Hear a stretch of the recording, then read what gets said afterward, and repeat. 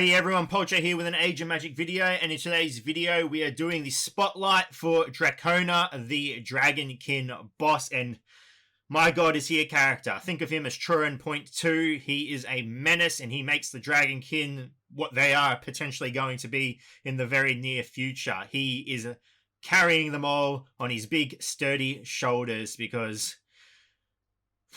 Okay, we're going to go over his stats, then we'll jump into the arena. I'll show you his abilities, what they do, and there's a lot of things they do. And remember, this guy can be farmed from the campaign as well. This isn't going to be a Magic Pass hero. But let's get into it. So let's go over this bad boy's stats. We have hit points, 2.9 million, so close to 3. Remember, this is at level 7 golden stars, not arcane stars, full gear, level 11. So this is as much as you can get without arcane stars. Speed 226, so the big boy isn't slow. He, even with his big sword and his armor, he is moving pretty quickly. Armor 30,000, magic damage resistance 29,000, basic damage 133k, critical hit chance 41%. I think that's pretty high. That's higher than most rogues. That is probably one of the higher crit chances I believe in the game. And critical damage 306. Okay, and here is more in-depth stats. If you guys want to pause and have a look at anything in particular, that information is there for you. So let's jump into the arena and go over everything this menace does. Going over his basic attack, we have Dragon Cross, triggers the boss class mark, deals 2 strikes in a row on a 1 target. The damage from this attack increases by 20% per ally from the Dragonkin faction. And just a spoiler, I can't see you running him on any team other than a Dragonkin faction team, so this damage is already increased by 100%. So we're going to go ahead and use this attack against Soothsayer. Have a look at the animation.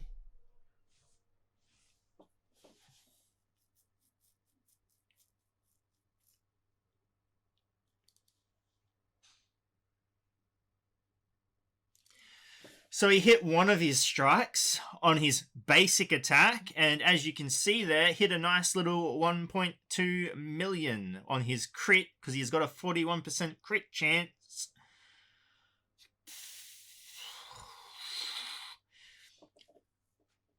This character's basic attack does more damage than most characters' special abilities. Okay, so that's his basic attack. Oh my god.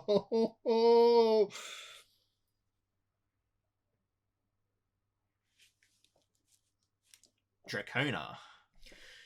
Moving on to his first special, we have Dragon Emblem. Reduces incoming damage by 50% for 3 turns for all allies from the Dragonkin faction. So it just makes everyone just units. Absolute brick walls. Reduces incoming critical damage from the next 2 critical attacks by 50% for all allies. Has a 20% chance per ally from the Dragon faction to increase enemies' incoming damage by 35% from the next 3 attacks. So just a whole bunch of things. We're going to go ahead and look at the animation here. There you go, and everyone just gets really, really strong. So no attacking, no damage there, but one of the best support units I've seen so far in the game.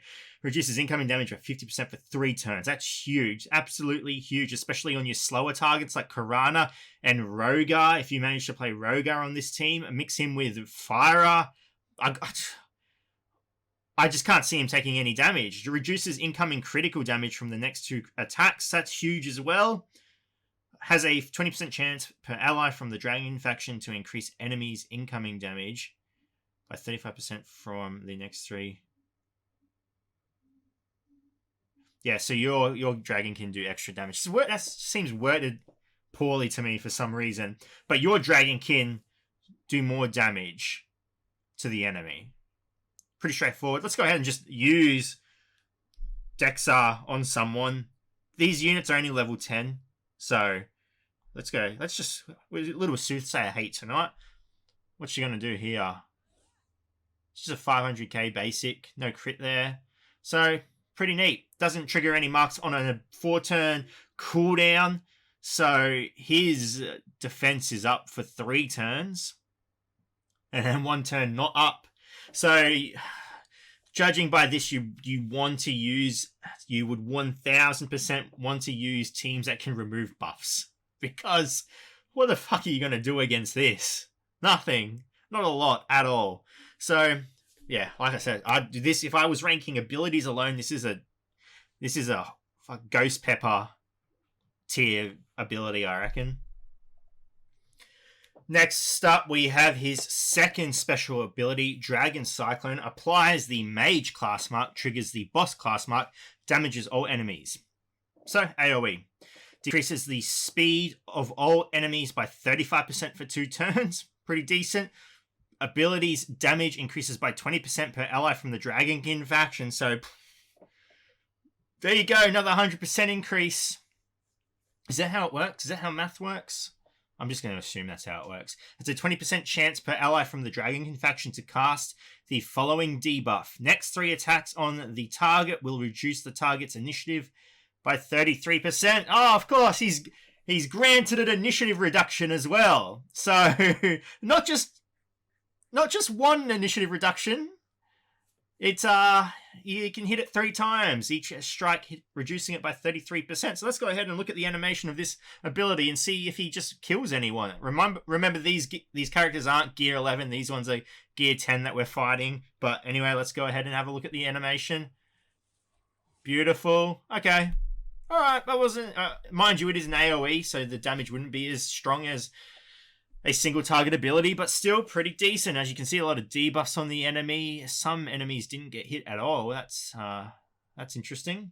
But there you go. There's a nice little mage mark on the enemy as well. Combine that with Fyra, who gets guaranteed crit anyway. Is it guaranteed crit? I'm not too sure, but Fyra can do a lot of damage. He's a hidden secret weapon.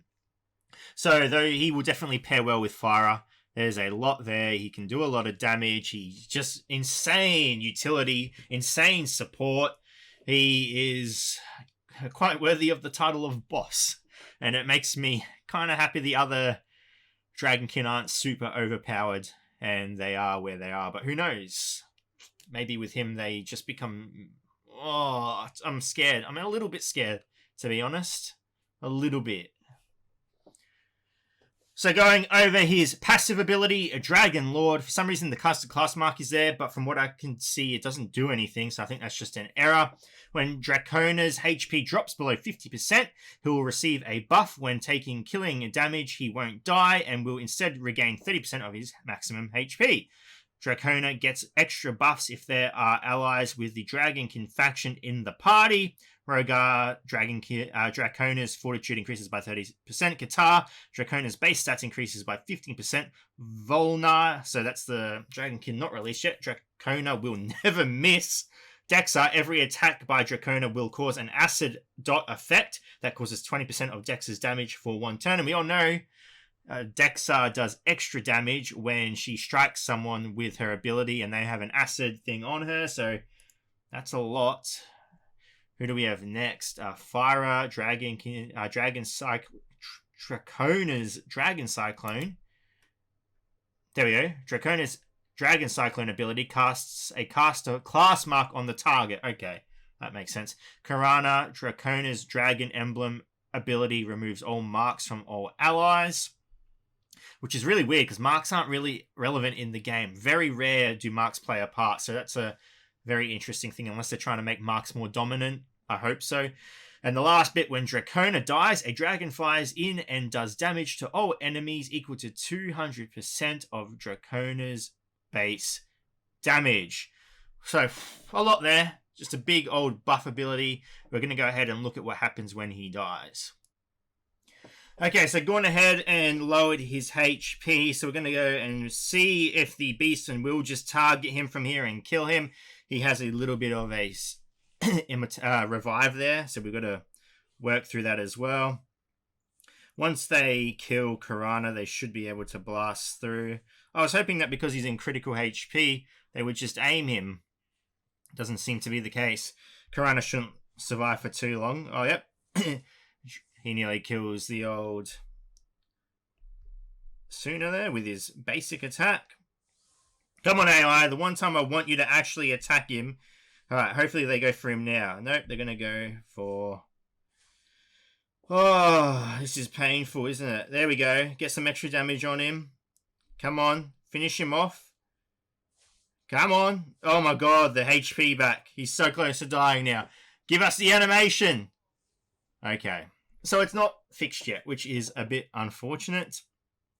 I'm going to head and quickly find the little video I have of what the animation should look like. I'm sorry. I thought they would have fixed it by now, but it's a lot cooler than what you saw. Give me 2 seconds. Okay, so here is what the animation does look like. So we're going to go ahead and press play the little clip. It's a big army of fighters going up against the Dragonkin boss. And when his animation kicks in, you will see the magnificence of the big old... Woo! Oh, spicy! Oh, the best death animation in the entire game by far. Not only is it death animation, it does damage as well. It picks him up, takes him away. Ah, I love it. I love it. I love it. I love it. I think it's so cool. I am absolutely fanboying over it. I'm not going to lie. So yeah, that is the big boy Dragonkin boss. So overall thoughts for the big boy Drakonir, literally Draconus. It's from Game of Thrones. Don't try and convince me otherwise. He's from Game of Thrones. Yeah, listen, he's going to make the Dragonkin good again, I reckon. He's a powerhouse. He makes them a powerhouse. Oh, I don't know. I don't know how you would counter it. I think you would have to run Dark Elves or Blue Artists with Roynar just to have that ability to clear the debuffs they put on. Because the buffs they put on themselves, because there's a lot going on that makes that team really strong. And you also have to consider...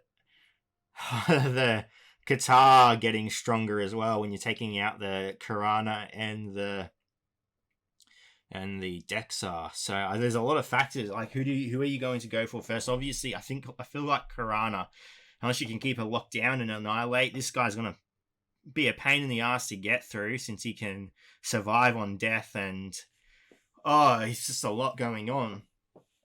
But overall, I think this is one of the few heroes they've released in the recent past. It actually got me super excited. The druids happen to be a little surprise. Everyone seems to be using them now. They're awesome, but whew, Dragonkin. Makes me happy. I got that 7-star Qatar, I'm not gonna lie. Anyway, that's the boss sphere. Anyway, ladies and gentlemen, thank you so much for watching. If you have any questions, feel free to leave a comment below. I will answer it to the best of my ability. And wherever you're around the world, until next time, please take care of yourself.